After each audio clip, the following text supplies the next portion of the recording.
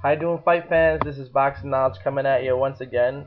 This time around with my post-fight thoughts on the Manny Pacquiao versus Miguel Cotto fight. Where do I begin? I have so much to say. First, I'd like to say that congratulations to Manny Pacquiao and his supporters. We witnessed history. Manny Pacquiao is now a seven-time world champion in seven different weight divisions. More impressively, of course, he's been the linear champion four times in four divisions. I think that's more impressive. But it's scary to know that he started out at 106 and now he's the welterweight champion of the world, or he's got a piece of the welterweight crown. I can't believe it still, but congratulations to him and further cementing his legacy as one of the all-time greats. Let's start by the fight. I'll be honest, Miguel Cotto looked really strong in the first round. I got a little, mixed up about it because again, my heart wanted Miguel Cotto to win, but my head was like, man, he's just gonna be too strong in the end. But I got a little happy. Miguel Cotto came out strong. He didn't seem intimidated. He looked like he was using his jab well, and from the second round on, it was pretty much all Manny Pacquiao. Manny Pacquiao would actually put his back up against the ropes and take Miguel Cotto's punches because he wanted to test his power. I mean, that's ridiculous, but that's what he did. And when he realized that Miguel Cotto couldn't hurt him enough, that's where he grew more confident and threw a lot more punches, but also got more reckless. I have to say, Manny Pacquiao took a lot of punches in this fight. I did not like that. His head movement was okay. His upper body movement was decent. It wasn't as great as I would have liked to see it. It was a dominant performance. Even if he would have not TKO'd him in the 12th round, he would have won a dominant, uh, you know, unanimous decision, which was my backup. I did pick a middle to late round KO of Cotto by Pacquiao. I believe he would have knocked him out in the 6th, 7th round in those middle rounds. But Cotto, after tasting his power, stopped coming forward just like I predicted, and he actually did something that I did not foresee. He got on his bike. He backed off. He was just dancing away from Pacquiao. I mean, going a little bit in and out, and Manny was able to adjust. But he got on his bike. I mean, Manny would get frustrated and keep his hands down the center ring like, come on, what's going on? Why aren't you fighting me? It's like he was running because he wanted to make the distance. He wanted to go all the way. But in the end, Manny just caught him. In the 12th round, unleashed a barrage of punches. And I don't know why his corner didn't stop the fight, but Kenny Bayless did a great job and stopped the fight. It doesn't surprise me at all. I mean, Miguel Cotto is a great, wonderful champion, and surely we'll keep hearing his name in the mix. Except he fought an all-time great.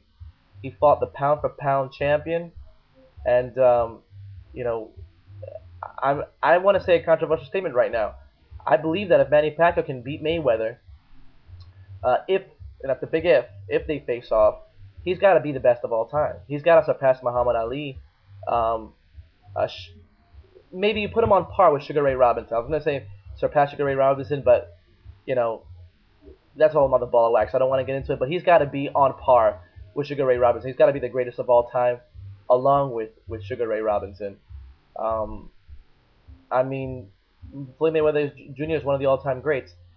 For a natural flyweight to come up to welterweight and challenge one of the greatest welterweights of all time, if not the greatest, which is obviously Mayweather, and beat him, it's just inconceivable to me. I mean, I did do a prediction video. I believe that Manny Pacquiao can edge it out, can beat Floyd Mayweather Jr.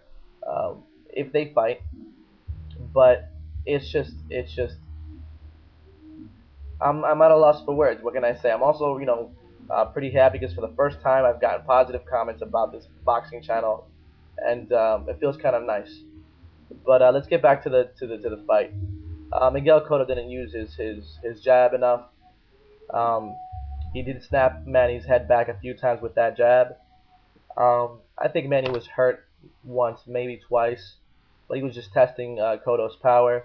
It was a dominant performance. Such a pleasure and a joy to watch. Again, I want to re-emphasize that Manny got hit a lot. I didn't like that. Of course, you kind of have to go into the blades of the helicopter to get to where you have to get to, and Cotto just didn't see the punches coming. At the end of the day, just like I stated earlier, and I don't want to sound like a crybaby and say I told you so, and I'm not going to say I told you so, but speed was the factor. Cotto could not see the punches coming.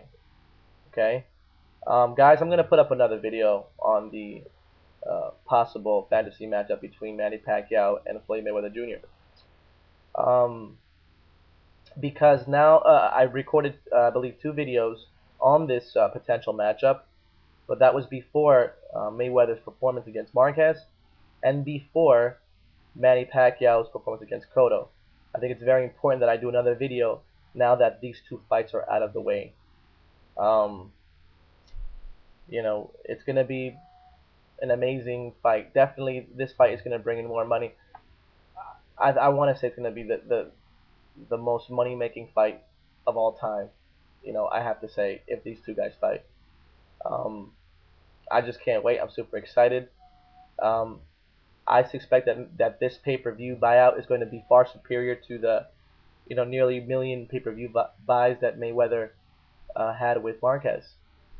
So hopefully that'll give Manny a little bit more, uh, you know, a little bit more leverage on the negotiating table.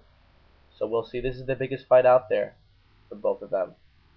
So that's it, guys. Leave your comments. Um, let me know what you think about the fight. If you have not seen the fight, I want to encourage you once again to watch it. It was a very good fight, very entertaining. Miguel was a warrior. They asked him if they wanted to stop, if he wanted to stop the fight. He said no, of course. Um, little disappointed that Miguel ran. Then again, I wasn't the one taking the punches. And believe me, I've taken a lot of punches, in my day, in the gym, in sparring. I mean, and it's a lot easier, said than done. It's easy to tell when you're not the one receiving those punches. But man, speed just overwhelmed Cotto. Um, you know, it's a bittersweet feeling. My heart's a little heavy because one of Puerto Rico's greatest champions fell, but he'll get back up. And what can I say? Manny, he's without a doubt um, one of the greatest of all time. Definitely top 5 in my opinion. I believe that a victory over Floyd Mayweather Jr. can catapult him to that #1 spot alongside Sugar Ray Robinson. Remember, it's not just the fact that he's 7 weight divisions. It's just he's gone up and down, up and down. He went from, I believe, 147. No, sorry, 135 to 147, back down to 140. Now he went up to 145. That's just ridiculous. A fighter like Manny only comes along once a millennium, and now I feel very privileged to be a part uh, of that and be able to say that I followed his career from the very beginning. So leave your comments, guys. Don't be shy, and don't forget to subscribe. Later.